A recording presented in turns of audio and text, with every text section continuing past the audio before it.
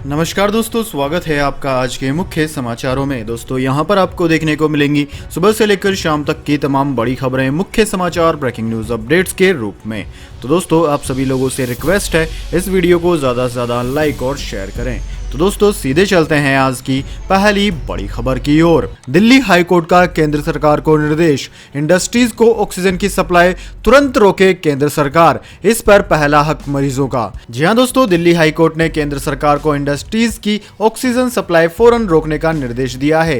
Court ने max अस्पताल में ऑक्सीजन की कमी को लेकर दायर याचिका पर सुनवाई करते हुए यह आदेश दिया। कोर्ट ने कहा कि ऑक्सीजन पर पहला हक मरीजों का है। कोर्ट ने नाराजगी जताते हुए कहा कि यह कैसे मुमकिन है कि सरकार जमीनी हकीकत से इतनी बेखबर है। हम लोगों को मरने के लिए नहीं छोड़ सकते। कल हमें बताया गया था कि आप ऑक्सीजन खरीदने की कोशिश कर रहे हैं, उसका क्या हुआ? यह आपातकाल का समय है, सरकार को सच्चाई बतानी चाहिए। दोस्तों आपकी जानकारी के लिए बता दें, मामले की सुनवाई करते हुए कोर्ट ने कहा कि यह सुनने में आया है कि गंगाराम अस्पताल में डॉक्टरों को कोविड-19 रोगियों को कम ऑक्सीजन देने के लिए मजबूर किया जा रहा था। इसकी वजह यह थी कि वहां ऑक्सीजन की कमी थी। कोर्ट ने कहा कि यह कौन से उद्योग हैं जिन्हें ऑक्सीजन की आपूर्ति पर रोक नहीं लगाई जा सकती।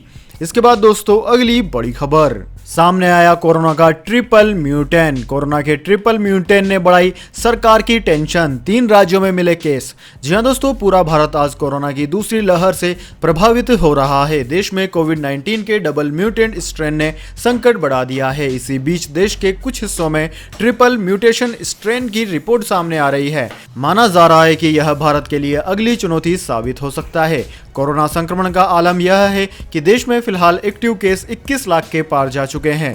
म्यूटेशन उस समय होता है जब वायरस अपना स्वरूप बदलता है। उसका जितनी तेजी से म्यूटेशन होगा वह उतनी ही तेजी से फैलता है।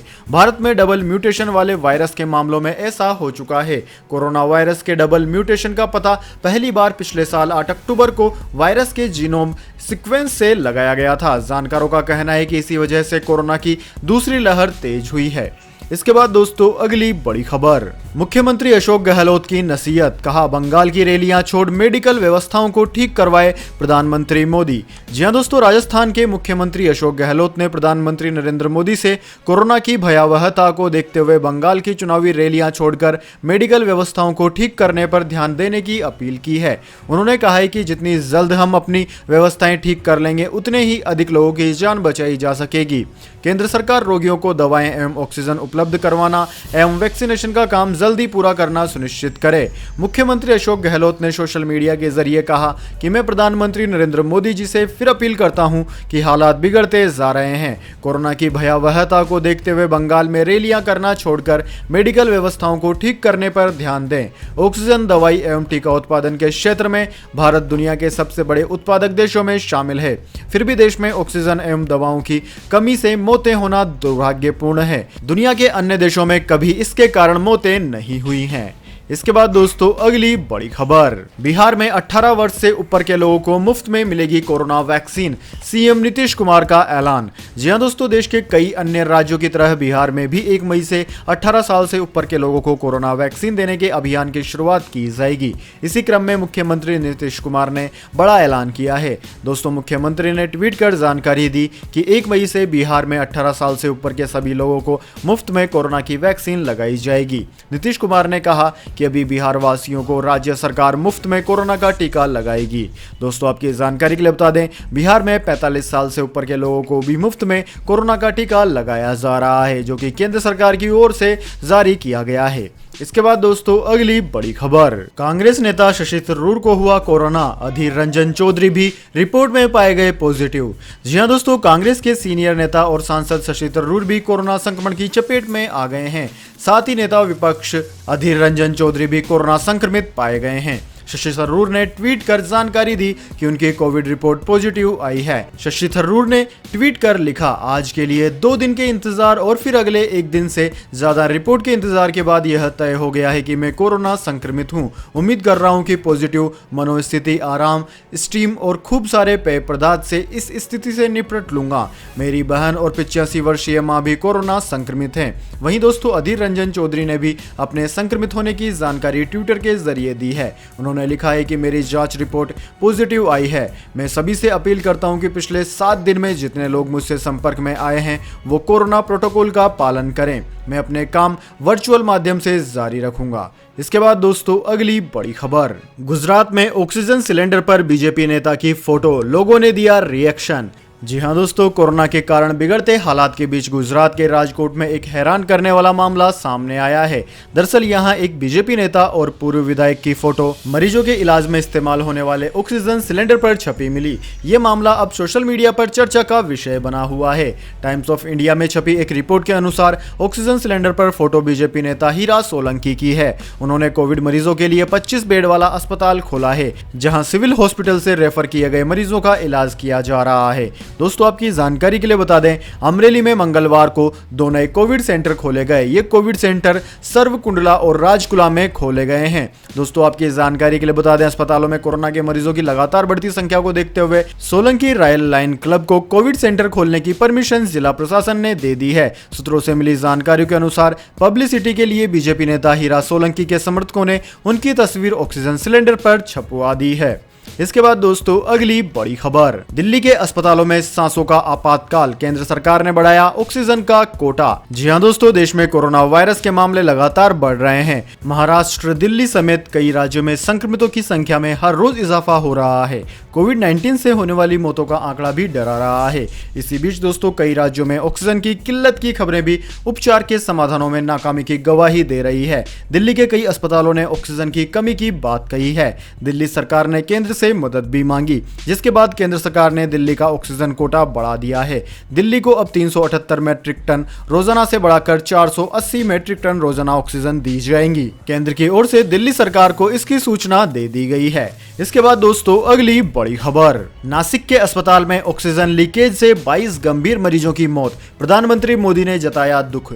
जी हां दोस्तों, महाराष्ट्र के नासिक में कोविड-19 रोगियों के अस्पताल में भंडारण संयंत्र के लीकेज के बाद ऑक्सीजन की सप्लाई बाधित होने से कम 22 मरीजों की मौत हो गई है। जिला अधिकारी सूरज मंधारे ने यह जानकारी दी। खबर के मुताबिक वहां के जिला अस्पताल ने कहा कि मौजूदा जानकारी के मुताबिक नासिक के जाकिर हुसैन निगम अस्पताल में ऑक्सीजन की सप्लाई बाधित होने से 22 मरीजों की मृत्यु हो गई है। ये रोगी वेंटिलेटर और ऑक्सीजन पर थे। ऑक्सीजन सप्लाई टैंक में लीकेज के बाद सप्लाई बाधित हो गई। खबर के मुताबिक मंदारे ने कहा कि नगर निगम ने तत्काल दूसरी जगहों से ऑक्सीजन सिलेंडर लाकर लगाए, जहां ऑक्सीजन की जरूरत अपेक्षाकृत कम थी। उधर महाराष्ट्र के स्वास्थ्य मंत्री राजेश टोपे ने कहा कि मुझे जो बताया गया है कि ऑक्सीजन की टंकी के वाल्व से लीकेज हुआ है, जिससे प्रेशर में कमी आने से वेंटिलेटर वाले इन मरीजों की मौत हुई है। स्वास्थ्य मंत्री के मुताबिक मरने वाले 22 मरीजों में 11 महिलाएं और 11 पुरुष हैं। उन्होंने कहा कि यह अत्यंत दुखद और दुर्भाग्यपूर्ण घटना है। इस बारे में स्थानीय कमिश्नर और स्थानीय डॉक्टरों ने बताया है। मैं भी वहां पर जा रहा हूं।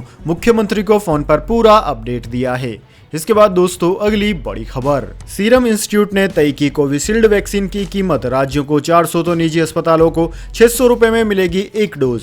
जी हां दोस्तों, कोरोना वायरस के बढ़ते संक्रमण को लेकर मचे हाहाकार के बीच केंद्र सरकार ने टीकाकरण अभियान में तेजी लाने का फैसला किया है।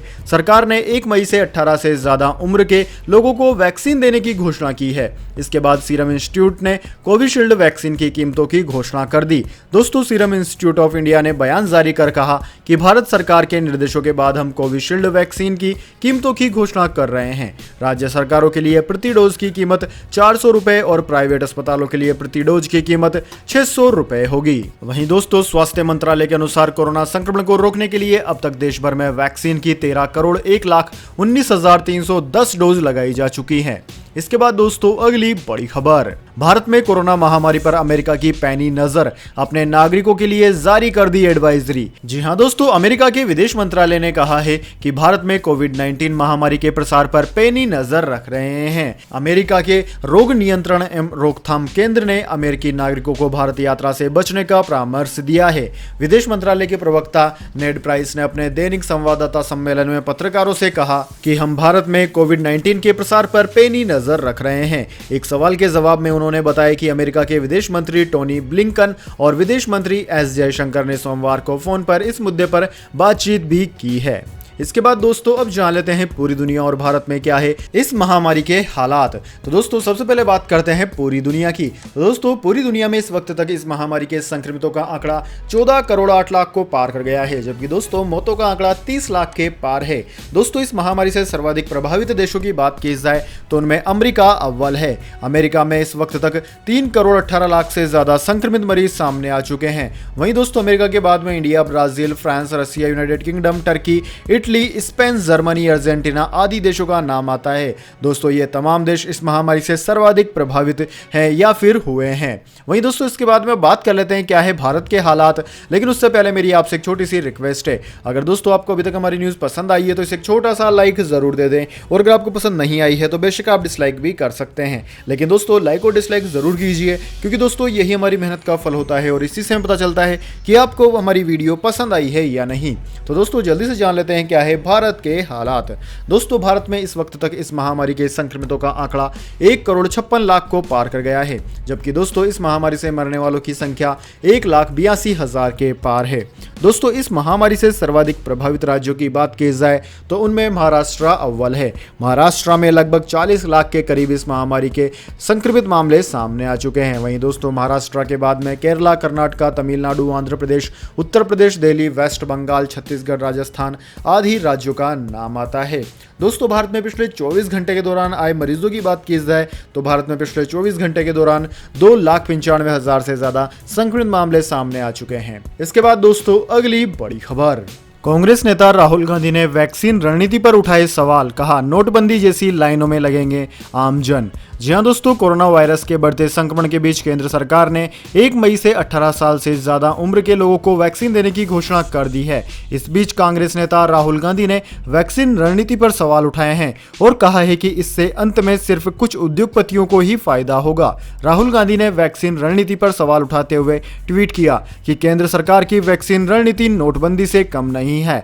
आमजन लाइनों में लगेंगे, धन, स्वास्थ्य और जान का नुकसान झेलेंगे और अंत में सिर्फ कुछ उद्योगपतियों को फायदा होगा। दोस्तों आपकी जानकारी के लिए बता दें, राहुल गांधी कोरोना वायरस से संक्रमित हो चुके हैं और अपने घर में आइसोलेशन में हैं। राहुल गांधी ने ट्वीट कर बताया कि कोरोना वायरस के हल्के लक्षण दिखने के बाद टेस्ट रिपोर्ट पॉजिटिव आई। जो भी लोग हाल फिलहाल में कांटेक्ट में आए हों वो सुरक्षा प्रोटोकॉल फॉलो करें और सुरक्षित रहें। इसके बाद दोस्तों अगली बड़ी खबर, किसान नेता राकेश टिकैत का बड़ा बयान, कहा कोरोना का भ्रम फैलाकर किसान आंदोलन तोड़ना चाहती है सरकार।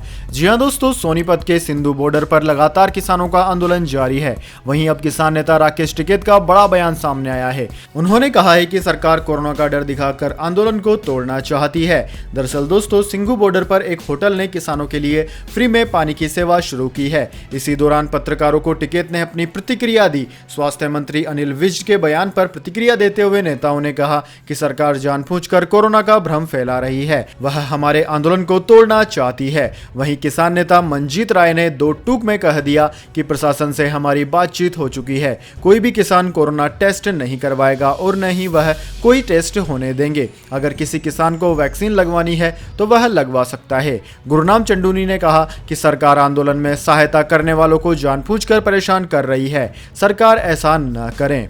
इसके बाद दोस्तों अगली बड़ी खबर, अमेरिकन निग्रो जॉर्ज फ्लॉयड को मौत के घाट उतारने वाला पुलिस अधिकारी दोषी करार, जेल में गुजारने पड़ सकते हैं सालों। जी हां दोस्तों, अमेरिकी अदालत ने अश्वेत नागरिक जॉर्ज फ्लॉयड की मौत के मामले में पूर्व मिनियापोलिस पुलिस अधिकारी डेरेक चाविन को दोषी करार दिया है। चाविन ने 46 वर्षीय फ्लॉयड की गर्दन को काफी देर तक अपने घुटनों से दबा कर रखा था, जिसकी वजह से उनकी मौत हो गई थी। इस घटना को लेकर अमेरिका में बड़े पैमाने पर हिंसा हुई। हजारों की संख्या में लोगों ने सड़कों पर उतर कर दोषियों के खिलाफ कार्यवाही की मांग की थी। दोस्तों वियोन में छपी एक खबर के अनुसार वाशिंगटन की हैनीपिन काउंटी कोर्ट की ज्यूरी ने 10 घंटे की लंबी चर्चा के बाद पुलिसकर्मी डेरेक चाविन को सभी 3 मामलों में दोषी पाया। अदालत के फैसले के तुरंत बाद चाविन की जमानत निरस्त कर दी गई और उसे हथकड़ियों में ले जाया गया। हालांकि कोर्ट ने अभी सजा नहीं सुनाई है, लेकिन माना जा रहा है कि पुलिसकर्मी को कई दशकों तक जेल में गुजारने पड़ सकते हैं। डेरेक चाविन को दोषी करार देने वाली ज्यूरी में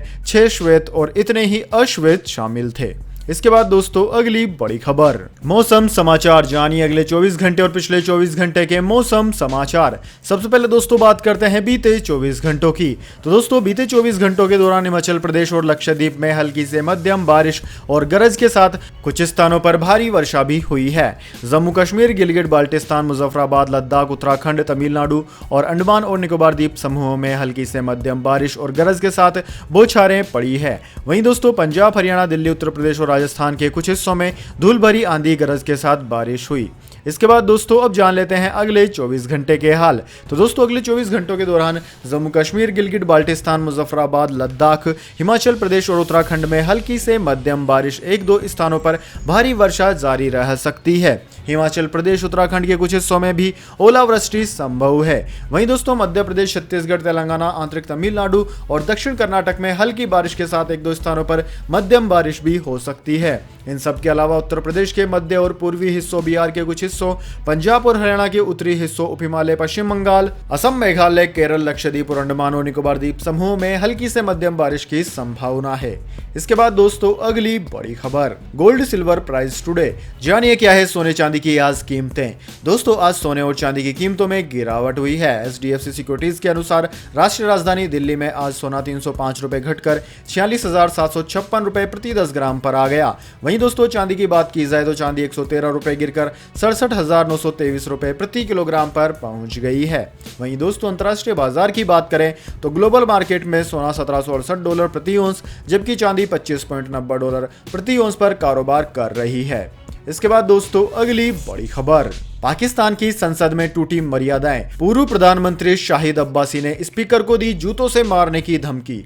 जी हां दोस्तों, कट्टरपंथियों के आगे घुटने टेकते हुए पाकिस्तान की इमरान खान सरकार ने फ्रांसीसी राजदूत के निष्कासन को लेकर संसद में एक प्रस्ताव पेश किया। संगठन तहरीक-ए-लब्बैक पाकिस्तान के दबाव में पेश किए गए इस प्रस्ताव के दौरान संसद में जमकर हंगामा हुआ। सत्ता पक्ष और विपक्ष के बीच बहसबाजी इतनी बढ़ गई कि पाकिस्तान के पूर्व प्रधानमंत्री शाहिद हक्कान अब्बासी मर्यादा भूल बैठे। उन्होंने स्पीकर के खिलाफ बेहद आपत्तिजनक शब्दों का इस्तेमाल कर डाला, जिसके बाद सदन की कार्यवाही को शुक्रवार तक के लिए स्थगित करना पड़ा। दरअसल दोस्तों पाकिस्तान की सत्तारूढ़ तहरीक-ए-इंसाफ पार्टी यानी कि पीटीआई के सांसद अमजद अली खान ने संसद में फ्रांसीसी राजदूत को निष्कासित करने संबंधी प्रस्ताव पेश किया। इस दौरान उन्होंने मामले पर चर्चा के लिए एक विशेष संसदीय समिति के गठन का भी अनुरोध किया। इसके बाद पीटीआई से ही संसदीय मामलों के मंत्री अली मोहम्मद खान ने समिति के गठन के लिए एक दूसरा प्रस्ताव पेश किया, जिसको लेकर संसद में जमकर हंगामा हो गया। इसके बाद दोस्तों अगली बड़ी खबर, यूपी और एमपी के बीच चलेगी ऑक्सीजन एक्सप्रेस ट्रेन, देश के अन्य राज्यों ने भी रेलवे के सामने रखी मांग। जी हां दोस्तों, कोरोना वायरस संक्रमण की बढ़ती रफ्तार और देश के विभिन्न राज्यों की बिगड़ती हालत को देखते हुए रेल मंत्रालय ऑक्सीजन एक्सप्रेस ट्रेन चलाने जा रहा है। मंत्रालय ने निर्णय लिया है कि राज्यों की मांग के मुताबिक ये ट्रेनें चलेंगी। कोरोना संक्रमित मरीजों की जान बचाने के लिए ऑक्सीजन एक्सप्रेस ट्रेन चलाई जा रही है। उत्तर प्रदेश और मध्य प्रदेश सरकार ने रेलवे से ऑक्सीजन एक्सप्रेस चलाने की मांग की है। मंत्रालय के मुताबिक आज रात लखनऊ के लिए ऑक्सीजन एक्सप्रेस रवाना होगी। दोस्तों रेल मंत्रालय ने हाल ही में ऑक्सीजन टैंकरों को जल्द पहुंचाने के लिए रो सेवा शुरू की है। इसमें ट्रेनों में टैंकरों को लादकर एक स्थान से दूसरे स्थान तक पहुंचाया जाता है। सड़क के रास्ते जो ऑक्सीजन टैंकर 24 घंटे में पहुंचते हैं उन्हें रो सेवा के जरिए सिर्फ 12 घंटों में गंतव्य स्थान तक पहुंचाया जा सकता है। सबसे पहली ऑक्सीजन एक्सप्रेस यानी कि रो सेवा महाराष्ट्र में शुरू की जा चुकी है। इसके बाद दोस्तों अगली बड़ी खबर, लोन ऑफर्स के नाम पर हो रहे जबरदस्त फ्रॉड, एसबीआई ने दी चेतावनी, ये गलती कभी न करें। दोस्तों स्टेट बैंक ऑफ इंडिया यानी कि एसबीआई अपने करोड़ों ग्राहकों को समय समय पर ऑनलाइन फ्रॉड को लेकर सावधान करता रहता है। इस बार भी एसबीआई ने अपने कस्टमर्स को फेक लोन कॉल्स को लेकर आगाह किया है। दरअसल दोस्तों एसबीआई ने एक ट्वीट के जरिए ग्राहकों से कहा है कि अगर आपसे कोई एसबीआई लोन फाइनेंस लिमिटेड या ऐसी ही किसी अन्य कंपनी से संपर्क करता है तो आपकी जानकारी के लिए बता दें कि इसका एसबीआई से कोई लेना देना नहीं है। ये लोग झूठे लोन ऑफर्स देकर हमारे ग्राहकों के साथ ठगी करने की कोशिश कर रहे हैं। दोस्तों एसबीआई ने चेतावनी दी है कि ये लोग एसबीआई के नाम पर लोगों के साथ फ्रॉड करने की कोशिश कर रहे हैं। एसबीआई ने साफ कर दिया है कि एसबीआई लोन फाइनेंस लिमिटेड के नाम की संस्था से उसका कोई वास्ता नहीं है और जो भी व्यक्ति ऐसे लोन ऑफर कर रहे हैं वो ऐसा करने के लिए ऑथराइज्ड भी नहीं है। इसके बाद दोस्तों अगली बड़ी खबर, जरूरतमंदों के साथ खड़े हैं कोविड-19 से संक्रमित सोनू सूद, 6 दिन से भटक रहे मजदूर को दिलाया बेड। जी हां दोस्तों, पिछले साल कोरोना वायरस के कारण देश भर में लॉकडाउन लगा दिया गया। रोज कमाने और खाने वाले प्रवासी मजदूर पैसे के अभाव में पलायन करने लगे, तो उनमें से कई पैदल तो कुछ अपनी मुश्किल व्यवस्थाओं से घर जाने लगे। ऐसी स्थिति में बॉलीवुड एक्टर सोनू सूद इन प्रवासी मजदूरों के लिए मसीहा बनकर सामने आए। उन्होंने हजारों मजदूरों को मानवीय गरिमा के साथ घर पहुंचाने की व्यवस्था की। उसके बाद से सोनू सूद अब तक जरूरतमंद लोगों की लगातार मदद कर रहे हैं। वे खुद कोरोना वायरस से जूझ रहे हैं। इसके बाद भी सोनू सूद अपनी दर्द और परेशानियों को एक तरफ रखकर लोगों की हेल्प कर रहे हैं। देश भर के बहुत से लोग सोशल मीडिया के माध्यम से सोनू सूद से हेल्प मांग रहे हैं। वे जितना संभव हो पा रहा है उतने लोगों की मदद कर रहे हैं। ऐसी ही एक कहानी एक मजदूर की है जो 6 दिन से बेड की तलाश में घूम रहा था। किसी भी अस्पताल में उसको बेड नहीं मिला। जब सोनू सूद को इसके बारे में पता चला तो उन्होंने ट्वीट किया कि मजदूर है तो क्या हुआ, अगले 15 मिनट में अस्पताल में इनका बेड होगा। तो दोस्तों देखा आपने सोनू सूद की दरियादिली। तो दोस्तों यह थी आज की तमाम बड़ी खबरें। इसके बाद दोस्तों बारी आती है आज के माइंड क्यूज क्वेश्चन की। जी हाँ दोस्तों, एक आसान से सवाल का जवाब देकर आप जीत सकते हैं एक अमेजिंग सरप्राइज गिफ्ट हमारे यूट्यूब चैनल की ओर से। तो दोस्तों आज का सवाल आपकी स्क्रीन पर आ चुका है। क्षेत्रफल की दृष्टि से दुनिया का सबसे बड़ा देश कौन सा है? जी हाँ दोस्तों, अगर आप जानते हैं उस देश का नाम जो कि अपने क्षेत्रफल की दृष्टि से यानी कि रहने वाले स्थान की दृष्टि से दुनिया का सबसे बड़ा देश है, तो जल्दी से उसका नाम कमेंट बॉक्स में लिख दीजिए। अगर दोस्तों आपका जवाब होता है एकदम सही और आप चुने जाते हैं लकी विजेता के रूप में, तो आपको मिल सकता है एक अमेजिंग सरप्राइज गिफ्ट हमारे यूट्यूब चैनल की ओर से। तो दोस्तों जल्दी से अपना उत्तर कमेंट बॉक्स में लिख दीजिए, वीडियो को लाइक कर लीजिए और चैनल को सब्सक्राइब करके बेल आइकन भी दबा लीजिए। धन्यवाद। वंदे मातरम। जय हिंद, जय भारत।